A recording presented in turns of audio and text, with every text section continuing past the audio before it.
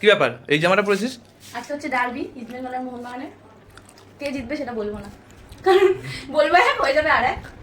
আশা রাখছি দুই টিমই ভালো খেলুক। হঠাৎ দুই টিম?